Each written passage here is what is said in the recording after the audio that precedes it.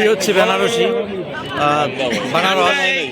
এই বানারস হিন্দুদের প্রাচীন তীর্থক্ষেত্র, যেখানে আমরা সকালবেলার আরতি দেখলাম এবং আমরা সামনে দেখতে পাচ্ছি অসংখ্য নৌকা এবং এই গঙ্গা নদী।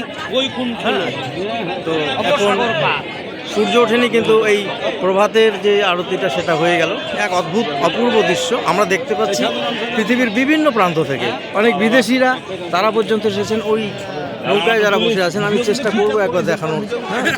এই যে কয়েকজন বিদেশি, এই যে আপনারা দেখতে পাচ্ছেন দুজন বিদেশি মহিলা ইউরোপ থেকে তারা এসেছেন। আমি কবে বিদেশি হইলাম কিরে ভাই?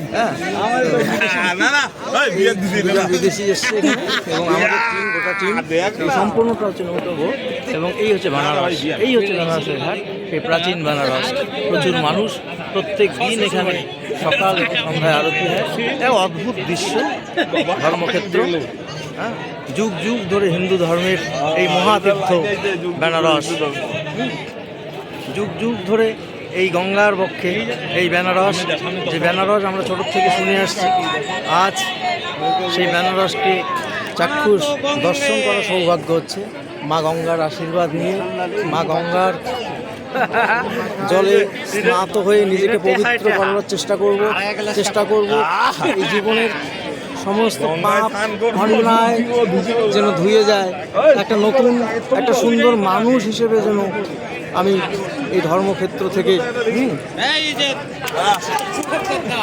একটা সুন্দর মানুষ হিসেবে যেন এই ধর্মক্ষেত্র থেকে আমি রক্ষা করো মা গঙ্গা। জয় গঙ্গোত্রী, জয়।